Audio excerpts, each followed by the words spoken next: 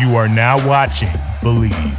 Do you believe? What's up, everybody? Welcome into Believe in Commanders. I'm trying to smile because it was not a fun weekend for the Commanders, a tough one as they get their doors beat off by the Eagles. We'll get into all that, and we'll kind of focus on some of the positives if there were any. But AAA Anthony Armstrong joining me, Brian Murphy. AAA, how are you doing, my friend? I'm doing all right, man. I'm doing okay. You got to understand 24-hour rule is in effect. Okay, 24-hour rule is in effect. You lick your wound, you look at the tape, you find a way to get better, and then that is it. So that's how you got to treat these things, man. Don't let it beat you up too much. Okay, that's right. There's another game coming up. Well, in all, to be honest, it's 3 p.m. on Monday. So about 24 hours ago, I think the Washington Commanders finally scored a safety. So that's a positive. There you go. About this time, 24 hours, they scored. So we'll stick with that. We'll break all that down.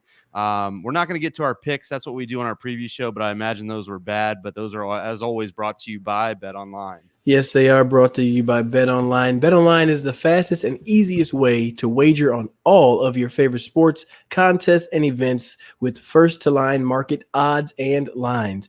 You can find reviews and news for every league, including MLB, NFL, NBA, NHL, combat sports, esports, and even some golf. I think they may have that live league on there as well. It could be something. BetOnline, it continues to be the top online resource for all of your sports information, from live in-game betting, props, and futures. Head to BetOnline today or use your mobile device to join today and make your first sports bet. Use our promo code BELIEVE50, BLEAV50, to receive your 50% welcome bonus on your first deposit. BetOnline, where the game starts. Yeah, and where the game started for the Commanders was not pretty. Actually, I think they got the Eagles off the field on their first drive, but the first half was an issue for both the offense and defense, kind of like it was in the Detroit game. It just kept on piling on, and now 2 weeks in a row, the Commanders have been outscored 46-0 in the first half. And that's kind of hard to do, and that's a big place to start and a reason why you've lost your last two games. Yeah, you definitely you don't want to have those stats going against your favor. I did not know it was that catastrophic. 46, I think you said. That's a lot of points to have to make up. And I was thinking about this too. A lot of times you see the messages on Twitter and different posts that say, "Man, well, the offense got rolling later on in the game."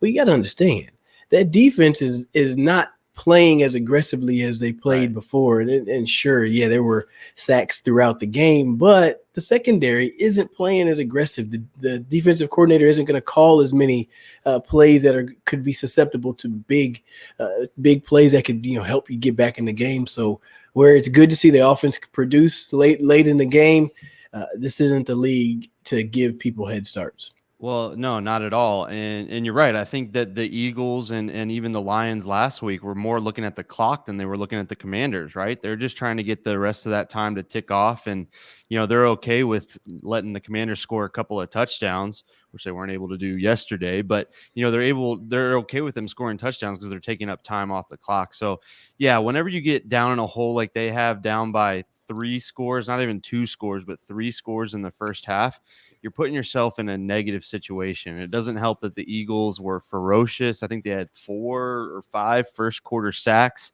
9 for the game, which I don't think you're ever going to win a game where your quarterback gets sacked 9 times. I don't need to look at the record book, but I can't imagine a team's record is very good when they allow 9 sacks, it sounds silly to say. It sounds like a Madden performance, but the Eagles came after you hard and heavy, and there was nothing doing for the DC Commanders yesterday. What now? What went wrong? What is your biggest takeaway from this game? Because it's the second straight week that everything has kind of come out flat, and flat might be kind of a compliment because I think it might have been even worse than that. So where are you standing right now? What is your takeaway? Where do the Commanders go now at 1-2? Just looking at the tape that I was able to see, I still got to wait on that all 22.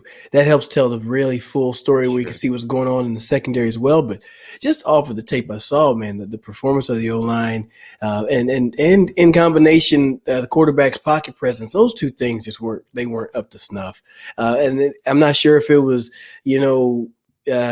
Wentz trying to stay in the pocket to allow somebody to get open, but there were times where it was like there were distinct lanes to escape and create, with your feet or a little bit more time. But when you just stand in there and then the pocket just gets collapsed on you, and that gets to be a little upsetting to see. It's tough to see essentially the entire O-line take a L at some point throughout that game. I know it happens in this league, but 9 sacks. That's definitely something that you don't want to have happen on a common occurrence. And it was limiting to the offense. That was the first part. The second thing was the offense. That creativity it's not there. And I wonder if adding Brian Robinson when he's healthy is going to add a different wrinkle or dynamic, because when you can run the ball and if he's able to actually if he's able to move the pile and create some power runs, then it gives some truth to the play action. They were running play action and hadn't had but 2 big runs all day. So, some of the things aren't really meshing up. There's definitely some self-scouting to do. Yeah, responding to what you're saying is Carson Wentz. I think there were a couple that were absolutely his fault, and I think he was so spooked by the pass rush early that he ran himself into a couple of sacks. And it kind of goes back to what you said a couple of weeks ago that obviously we don't have Jalen Hurts at quarterback. He helps out his offensive line, but Carson can move a little bit, and I felt like he was a little too stationary for a little too long for whatever reason. Maybe he was trying to be disciplined in the pocket, like you were saying, but sometimes it calls for some ad-libbing, and he just didn't do a good job with that, and he didn't do his offensive line any favors. I think you got to flush this game as best you can and move on and burn the tape. I mean, get better from it, but don't ever watch it again, and don't let yourself get beat up again by that. But yeah, they need something to get going. The rushing game was non-existent to the point where your receivers – that's all you had. And they kind of shut those guys down. I mean, Terry didn't have a catch, I think, until the third quarter. He ends up with over 100 yards, but a lot of that was in garbage time. So yeah, you got to be more two-dimensional. And right now, the offense, at least in the first half, is not even one-dimensional. So they got to figure something out. I really do think Brian Robinson will help. I think even we saw in the preseason, even when he was hitting the backfield, he was able to get at least a yard or two, get some positive. And they got to get something going because teams are going to start to develop some game plans against them, and it's going to be really tough. Yeah, you don't want to have you don't want people to just know what your deal is. They walk in there like, oh yeah, just pressure them and then you'll be good. Yeah. Like you don't want that to be you don't want to have a rep, if you will. You know what I mean? Yeah. You don't want that. And then the big thing on defense for me was they gave up too many big plays. And, that sounds silly, but if you take away a couple of those big plays, the defense made a couple of stops early. I mean, they were hanging around a little bit. I think Ron Rivera should have challenged that deep ball, which would have helped. But I think the defense, they just got gashed again by a couple of big plays. And we talked about leading into the game. Jalen Hurts is a weapon in and of himself. He's got a 3-headed monster when they need it at running back. He's got 2 to 3 receivers that are legit. The defense can't help offenses more than they already are. You know what I mean? Philly is going to make plays no matter what, but you can't help them out when you're allowing them to make circus catches and kind of get their momentum going. So you got to limit the big plays. I hope that Cam Curl coming back, hopefully Chase Young in a couple of weeks. As much as we're looking forward to Brian Robinson on the offensive side, I think it'll be huge when 99 is back out there, at least as a presence to go out there and make a couple of big plays. But they got to limit those big plays because they're just kind of, drowning after, a couple of drives when that happens. Yeah, I got a little worried when I saw that William Jackson was going to be out because I knew that was like, okay, that takes away one of your better, secondary players, and they brought in the young fellow Wild Goose. Great name, I think still. Great name. But his first rep, it was a defensive pass interference. I think he had another one later on in the game. So, you would like to say that Jalen Hurts took advantage of the young corners, but they were equal opportunity pass catchers out there. It didn't matter who was covered anybody, that he was going to them, and they made plays. So I will say, secondary wise, definitely you want to see. I know Kendall. That's not how Fuller is. That's not who he is, and then that's not what he put on tape. I don't think that's him at all. But I do like a few of the things I saw from St. Juste. I did like how he was able to use his length and break some passes up. I haven't been talking to any DB coaches in a while. I just wonder why very few DBs look back anymore. They just kind of just play through the hands. I feel like if you look back, you may give yourself an opportunity to intercept it, but that's a topic for a whole other day. But I liked what St. Juste did. I did like he made some plays in the red zone and showed some good anticipation on one route against A.J. Brown where he almost had an interception, kind of got turned around. But I think he's going to be a good player, and him being thrown in those situations is going to be good for him. Yeah, and you can't make excuses. Everybody's dealing with injuries, but I think that the defense has yet to play with a full hand, a full deck. You know what I mean? This week they finally get Cam Curl back. Like you said, William Jackson III is out. You'll probably get William Jackson III back, and then somebody else will get banged up, and then we're still waiting on Chase Young. But yeah, they got to figure something out. Put a Band-Aid on the bleeding. One guy that has been receiving a lot of flack was Jamin Davis. 2 sacks is 2 sacks. I mean, I don't care if it's in garbage time or not, but one of them was early in the game at least. I'm forgetting the other one. But he's rushed the passer a little bit more, and they brought him on some blitzes. And I think I saw that he is now 7th in the league in sacks with 3. So, I mean, that's a positive for a guy that has been, the receiver of a lot of criticism. Gotta give some props to a guy that's doing something. And it seemed like he was kind of flowing around a little bit yesterday and making a couple of plays. Absolutely. I mean, you got to find a way to make yourself useful. So, congratulations to him. Good performance. I saw there were a lot of times when he showed up and he had his mind set on getting somewhere. He showed up fast. So I was impressed by that. And there's still going to be work in progress when it comes to, run fits and things of that nature. But I think he's definitely showing improvement from that first game. So Jamin Davis, good job. Yeah, absolutely. So not a whole lot of positive to build on. So we're not going to sit here and harp on the negatives. We've said it before. It's a week-to-week league. You're 1-2, but you go beat Dallas, you're right back at 500, and they've got a backup quarterback who's probably going to play against you. I guess we'll see if Dak makes some miraculous comeback, but they're on a short week. They're playing tonight on Monday night. So go into Jerry World, spoil their weekend, get back to 500, and then you've got some winnable games coming up. You got Tennessee, Chicago, a couple of games that you could potentially win and get the ball rolling. So I'm not going to sit here and be all doom and gloom like a lot of people on Twitter want to be, that's Twitter in a nutshell. But you've got the rest of the season out in front of you. So it's, the season's not over by any means. And, this time next week, we could be talking about a big division win, sitting at 2-2 with everything in front of you. That is the absolute truth. But big division wins seem to be the trend going on down there in South Beach. So that's I got to check in. I got to check in with you. We had earlier in the year, we both had our surprise teams that are going to surprise most people. That's right. And I had the Dolphins. You did. And sir, you had. I had the Saints. You had the Saints. And they can still surprise, but I can say the belle of the ball right now. Yeah. It's got to be Mike McDaniel and that Miami Dolphins team. Well, you called it from the beginning. I mean, you were familiar with Mike McDaniel, and, I think the big question mark was Tua Tagovailoa, and man, he looked the part so far this year. He's spread it around to his obvious guys in Waddle and Hill, but then he's gotten guys like River Craycraft involved and those running backs too. The Dolphins have been a lot of fun to watch just as a football fan, and a huge win against the Buffalo Bills, who just looked like they weren't going to be stopped, and the Dolphins were able to do it yesterday. That was impressive. It really was. And I can tell you, there's something about.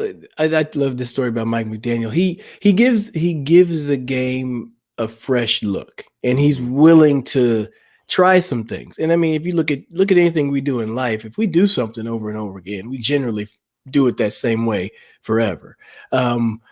Well, I know that for Mike, he will do some different nuances to run some of the same plays. If there ain't but 10 choices, kind of like in Remember the Titans, hey, it's like Novocaine to go work eventually. He's just going to dress it up differently. Yeah. And he does a great job of play design. He does a great job of getting people in the right position that makes them most effective. I mean, like everybody's like, Tua can't throw it deep to Tyreek Hill. He doesn't have to throw it that deep. I mean, literally, Mike McDaniel gave you a statistic that he's like, there's very few chances that a quarterback is going to actually throw it 60 yards in the air. Yeah. So, well, and he's obviously from that Shanahan tree. So it's not going to surprise me later on this year if, Chase Edmonds has a 150-yard game with 2 touchdowns. It just seems like Mike McDaniel is going to take – he's going to dictate to the defense, but he's also not going to be afraid to say, okay, they're taking away Waddle and Hill. Let me just hand it off to my 2-headed monster and Mostert and Edmonds. You know what I mean? So that's a lot of fun to watch, to see the X's and O's come out. And when teams kind of like, zig when you think they're going to zag. And it seems like the Dolphins have really done a good job with that. My pick so far, the Saints have looked largely pretty ugly. Could very well be 0-3 if my hometown Falcons didn't blow it in week 1.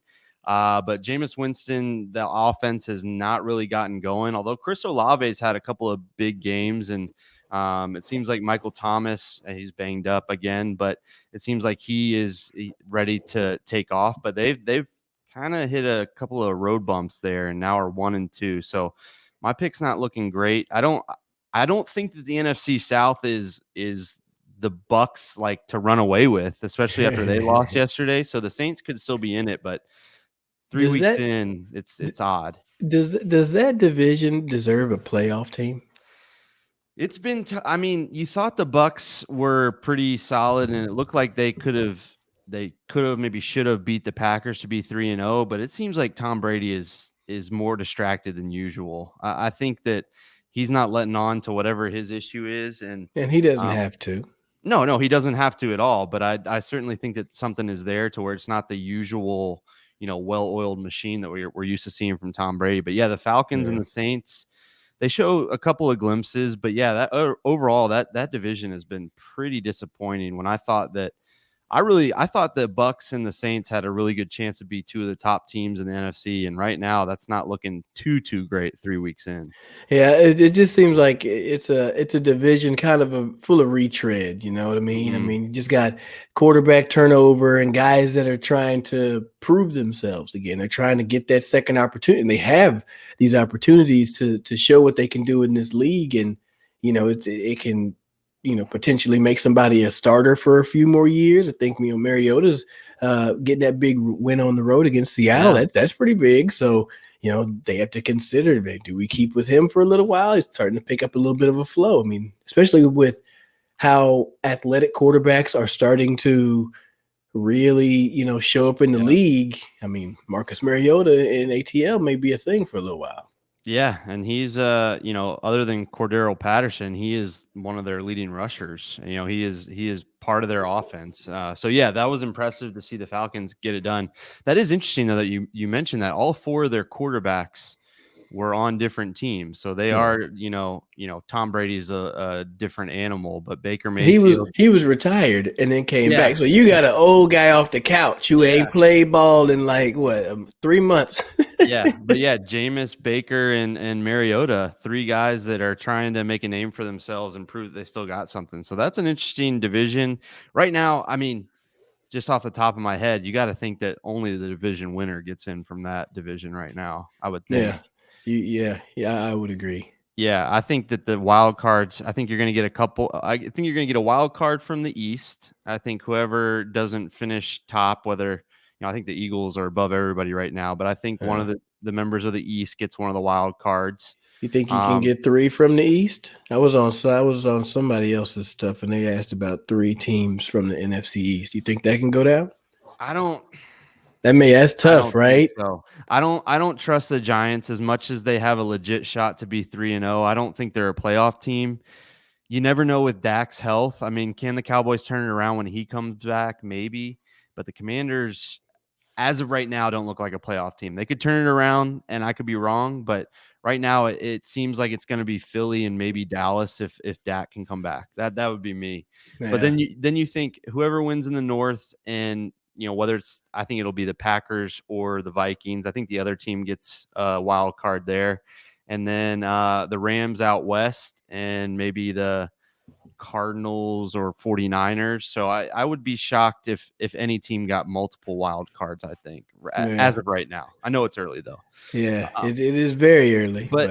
But speaking of early, we talked about some of our surprise teams. What is some other stuff that you've seen?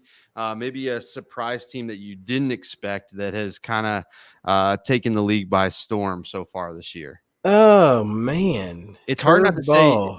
It's hard not to say your Dolphins, because that's been your pick all along. Yeah, but no, you know who I'm gonna give some props to. It's not a team; it's a player. Lamar Jackson. Yes, I'm giving Lamar Jackson a round of applause, standing ovation. If I didn't have to get off the screen, Lamar Jackson, you are doing the damn thing. You deserve every bit of the money that you finna get, because you're representing yourself, and then you show up and you just show out all these games this season. What is it? 3 games or back-to-back games, 300 yards passing and 100 yards rushing. Yeah. He's throwing the ball to more than tight ends. He's hitting, Bateman on a slant to the house. He's dropping dimes all over the place. This is a part of the game that people said that he couldn't do. This is the part of the game that they said, oh, he's not a quarterback, he's a running back. And for the first few years, he would mostly throw to tight ends and occasionally take something deep. But this year is different. And Lamar Jackson, congratulations, and you deserve everything that you're gonna get whenever this contract is signed. Yeah, absolutely. Close personal friend of mine, meaning I rode on a plane with him one time. So I'm about to say, Lamar Jackson, and you didn't get him on the show. Like, no, wow. I would love to have him on the show, but he's an awesome guy. I just root for that guy because he's fun to watch. I always remember, I think he had like a perfect passer rating one game his rookie season, and they showed John Harbaugh giving him the little post game speech saying, obviously the game ball is going to the guy with the perfect passer rating, and he did something. He was like, not bad for a running back. Like he did, like saying that's what people said about him. And he is a full-blown quarterback. It is amazing to watch. I love watching that guy. I went up against him in fantasy, so I hated that. But, man, that guy is fun to watch. A team I'm going to give some credit to, and, with their offseason, I wasn't sure how this would shake out. But the Cleveland Browns, they're kind of a punchy-in-the-mouth kind of team. They played on Thursday night, so it's been 3, 4, 5 days now, but they dominated that game against the Steelers, who don't normally get dominated. But Nick Chubb is a beast. They've got a 1-2 punch with Kareem Hunt, and Jacoby Brissett, for being a journeyman kind of retread quarterback. All that dude does is just win games. Look, I try. And people gonna look it up and be like, well, look at his career win-loss. Jacoby Brissett is a solid quarterback. Yeah. Right, he's a solid quarterback, and Cleveland has pieces. Mm-hmm. They have pieces, and everybody's like, well, when Deshaun Watson comes back, you got to think that that's going to be some star power that's going to be able to take this team up. You got one of the best pass rushers, if not the best pass rusher in the game, Myles Garrett. On the opposite side, you got some talented corners, young guys that can run. Defense is set up to be dangerous, and then on offense, now you get Amari Cooper, who's just going to be Mr. Reliable, and they start to bring the best out of David Njoku. Already got Chubb and Hunt. You could win with those two, right? And now you have a reliable receiver to throw it to when you go play action. You have a quarterback that's going to be consistent and be steady. Like, all of these things align to having a pretty solid season. They don't win this division, but they could definitely be in the hunt for the playoffs this year, I think. I think so too. And if they're not to the, if it wasn't for that mismanagement against the Jets, they could be 3-0 and be a scary 3-0 team. Because right now in that division, they already beat Pittsburgh. I think that they're better than Cincinnati. Cincinnati's got issues all over the place. I know they got a win yesterday, but they haven't looked great. It could be the Browns and the Ravens, which is kind of interesting to think about when you look at that division. Typically it's Pittsburgh and the Ravens, or last year it was the Ravens and the Bengals, but the Browns are making a name for themselves, so kudos to them. Yes, indeed. Okay. So some good news there. We don't want to harp on the negative. And any other, there was, I love football. I sit in front of the couch all day long. My wife would probably hates that about Sundays, but I love just watching all the games I can. So a lot of fun stuff to watch. Go The ahead. Pro Bowl Yes, is that's no right. more. It's Yeah. gone. It is gone. What do you do? Like, what are your just flash thoughts? Pro Bowl is gone. It's going to be a flag football game and a weekend of skills events. What are your thoughts? Go. Well, I have to be honest. I don't know the last time I sat and watched the Pro Bowl. To me, it's just not been very interesting. The half, I almost said a bad word, the half butt effort by everybody. It just was not fun for me. I'd rather the fun parts were when they added like dodgeball and some of the receiver skills and that kind of thing. So initial thoughts, it was weird to hear that the Pro Bowl is gone, but after the initial like shock of that, I'm like, okay, all right, this sounds fun. Let's see some fun things go on. And then I think, it'd be kind of fun to see these guys in a flag football game and kind of show off some of their skills without getting hit. Well, Brian, I 100% can tell you this much. This is an amazing move by the NFL.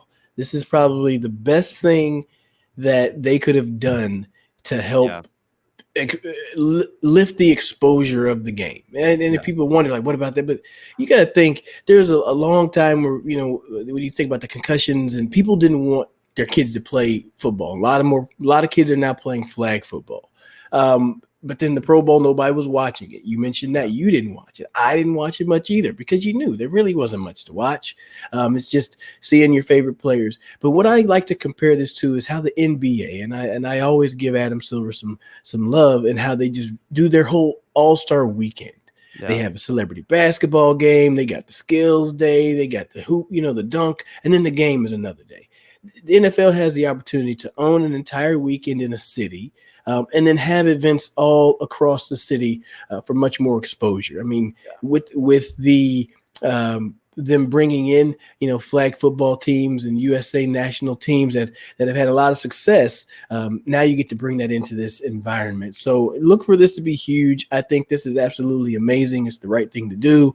Now you don't have to worry about anybody getting injured in a random, football game situation like in the Pro Bowl. And you don't have to worry about seeing the tweets and the memes every single year. That's the part that I got tired of. It's like, yes, we know that they're not playing hard. Like, do you want your $500 million quarterback Patrick Mahomes to actually go out there and get hit? No, you don't. Right. Yeah, and I'm with you. I think it'll be a great way to showcase some of the guys that you don't know, because there are some absolute studs in this league. And I think it's going to sound silly, but stay with me. I think that the NFL, their stars are a little less, not all their stars, but some of their stars are a little less noticeable because of the helmets. So if you give a week-long thing where you got these guys mic'd up, throwing the ball around, you got linemen maybe doing like a 40-yard dash, whatever they come up with, because I think they're going to come up with some creative stuff, but get their helmets off, interview some of these guys, which you don't get the chance to do a whole lot. I mean, I hope everybody's mic'd up and everybody's being interviewed in the middle of all the events. They've got a real chance to showcase some of the names that you don't know that well. I mean, we know a lot of names in the NFL, but you don't necessarily recognize guys, outside of the game. And so take their helmets off, get the chance to sit down with them, do some fun stuff, and show off their personality a lot like basketball does. I think that's a win, and that's a check mark for the NFL. Yep, you are hitting it on the head.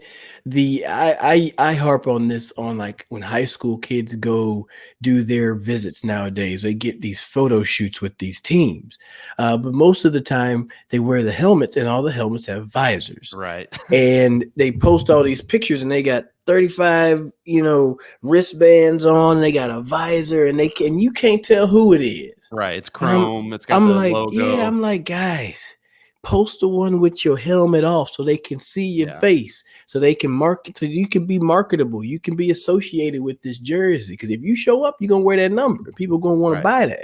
But you talked about who's involved. They got a pretty big name involved in this the new skills competition programming. Peyton Manning and Omaha Productions will help shape the skills competition programming throughout the Pro Bowl week in Las Vegas. He's also going to be a key part of the coaching staff. for the AFC and the NFC flag football game. Look, I'm just thinking big picture here. Big picture here. You could easily have a flag football game where kids get to play against the pros. Yeah. You know what I mean? Because look, when I played in the Arena Football League, I remember the best part of that game was the proximity of the fans. And I know Kyler Murray got slapped in the face, so keep your hands to yourself. Yeah, absolutely. But I could line up and then I would be right next to the fans. They would be just across the wall. And in good situations, you get to interact with them, right? In bad situations, you get to interact with them. But the proximity is what people are looking for. Fans would gladly pay all the money to go to the Pro Bowl if they get to be within 10 feet of their favorite player. You know what I'm saying? Think about just what people would be willing to do and how you could build in being able to participate in these things. And I love it. And the video clips that are going to come with it when an offensive lineman finally gets to take a snap and he gets to run a quarterback sneak that he's never gotten to do in 15 years in the league. I mean, I can't wait to see one of those hosses like Trent Williams run a sweep or something because, they don't have to worry about getting hurt and getting knocked down, like you said, in freak injuries. So, yeah, I'm excited for the exposure and all the stuff that can come with it.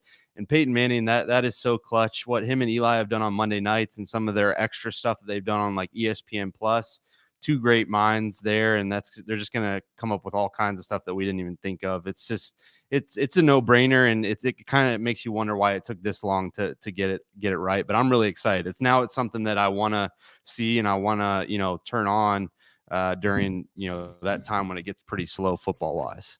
Yeah, I think that's going to rejuvenate that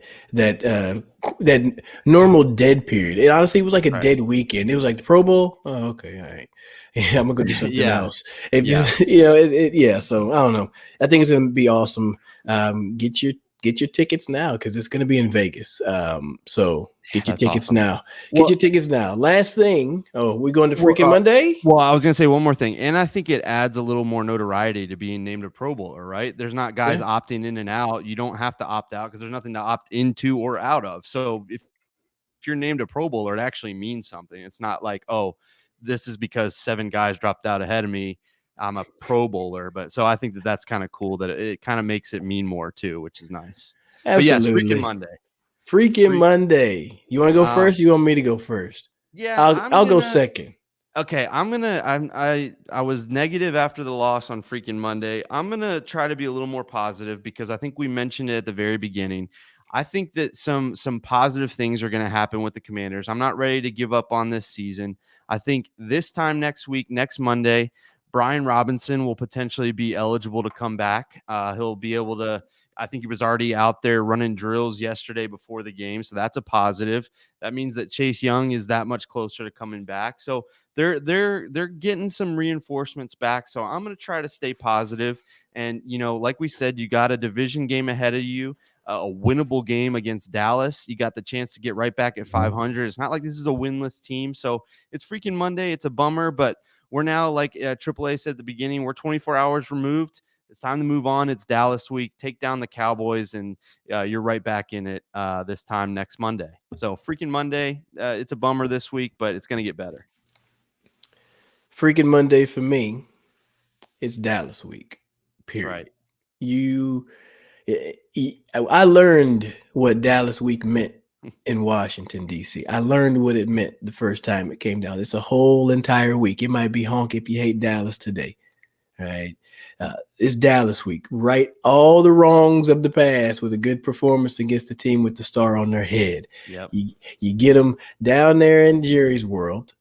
You're on the road. You don't have to worry about any distractions. Just show up, go play football. It's a good matchup. It's a good matchup, right? So It's Freakin Monday. Once again, dust yourself off, watch the tape. Let's get back in this thing. Go get a dub against Dallas, and then you're right back on track. You're 2-2, and then you got some players coming back to join your team soon. Yeah, 2-2, 1-1 in the division. Everything's looking up a little bit. So I'm with you. This is not the end. They're not winless. They've got a win under their belt.